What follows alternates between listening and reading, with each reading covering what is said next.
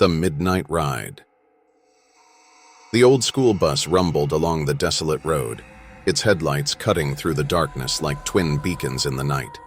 Inside, a handful of students sat scattered among the worn vinyl seats, their faces illuminated by the dim glow of their smartphones. It was the last ride of the night, the final journey home for these weary travelers. Among them was Sarah, a quiet girl with dark hair and piercing blue eyes. She sat alone near the back of the bus, her gaze fixed on the window as the world outside blurred past in a haze of shadows and streetlights. As the bus rounded a bend, Sarah's attention was drawn to a figure standing by the side of the road. It was a man, tall and imposing, his silhouette cast in stark relief against the pale glow of the moon. He stood perfectly still, his eyes locked on the bus as it passed by. Sarah felt a shiver run down her spine as she watched the man disappear into the darkness behind them. There was something unnerving about him, something that sent a cold chill creeping through her veins.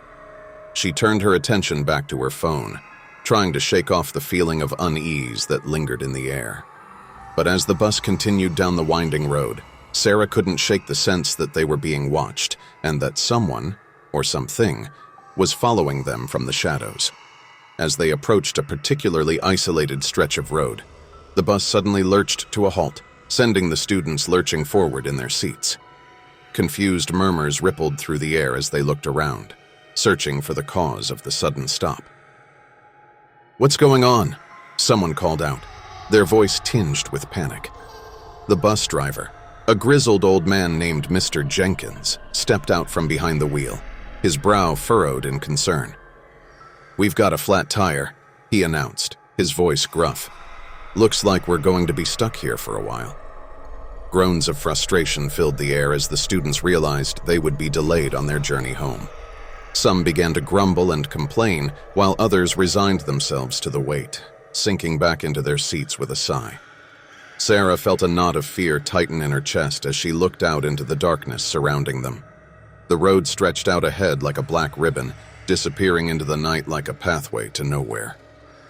There was something about this place, something that filled her with a sense of dread she couldn't quite shake.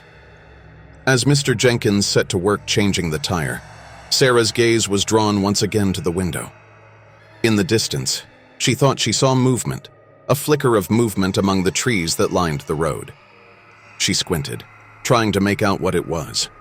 But whatever it was had disappeared as quickly as it had appeared. A chill ran down her spine as she turned away from the window, her heart pounding in her chest. Suddenly, a scream pierced the air, cutting through the silence like a knife. Sarah's head snapped up, her eyes wide with fear as she looked around, trying to locate the source of the sound. "Help me!" a voice cried out, its tone desperate and pleading. "Please, someone help me!" Without hesitation, Sarah leaped from her seat and rushed to the front of the bus, her heart pounding in her chest. She found Mr. Jenkins standing near the open door, his face pale and drawn. "What's going on?" Sarah asked, her voice trembling with fear. Mr. Jenkins didn't answer, his gaze fixed on something beyond the bus. Following his line of sight, Sarah's blood ran cold as she saw a figure standing in the road ahead. It was the man from earlier, the one they had passed by on the side of the road. Only now he was closer, his features illuminated by the bus's headlights. And he wasn't alone. Standing beside him was a young girl, her face pale and drawn, her eyes empty and lifeless. She stared straight ahead, her gaze fixed on the bus with a haunting intensity. Sarah felt a surge of panic rise up inside her as she realized what was happening. These weren't ordinary people. They were something else, something otherworldly and malevolent. "We need to get out of here," Sarah whispered, her voice barely audible over the pounding of her heart. But before Mr. Jenkins could respond, the figure in the road spoke, his voice echoing through the darkness like a whisper on the wind. "You shouldn't have come here," he said, his tone cold and menacing. "This road belongs to us now." With a flick of his wrist, he gestured to the girl beside him, and she began to move forward, her steps slow and deliberate. Sarah's breath caught in her throat as she watched the girl approach, her eyes wide with terror. She turned to Mr. Jenkins, her hands trembling at her sides. "What do we do?"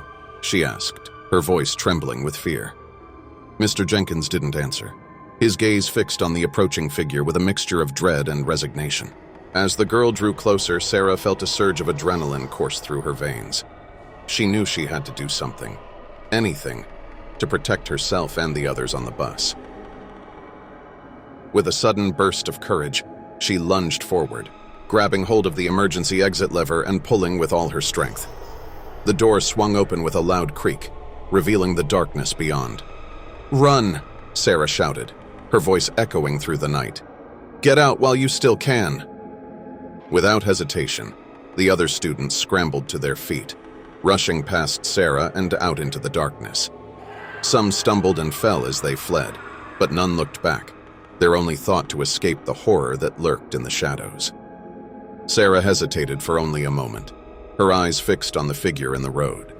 Then, with a final glance over her shoulder, she leaped from the bus and into the night, the darkness swallowing her whole as she disappeared into the unknown.